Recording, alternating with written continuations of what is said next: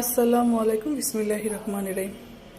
আজকে আমি সকাল সকালই নাস্তার জন্য পরোটা আর সেমাই পাকাইছি। তো সবার জন্য যে সেমাই পাকাইছি বাটিতে বাটিতে বাড়ছি, আর এখন গরম গরম পরোটা ভাজবো, তারপর খাবো।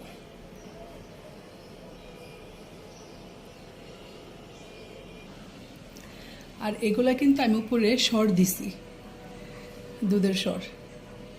দুধের সরটা দিলে আমার খুব ভাল লাগে। আমরা সবাই খুব পছন্দ করি দুধের সর। তো শ্যামার উপরে দিলে সেটা খুবই ভাল লাগে। আমি আগেই দুধ জাল দিয়ে ফ্রিজিং করে রাখছিলাম সরটা। তো আমার সকালের নাস্তা রেডি। এখানে সকালের নাস্তার জন্য আছে সেমাই, পরোটা, তারপর আছে ডিম পোস, আর এখানে আছে মুরগির কলিজা গিলা ভুনা।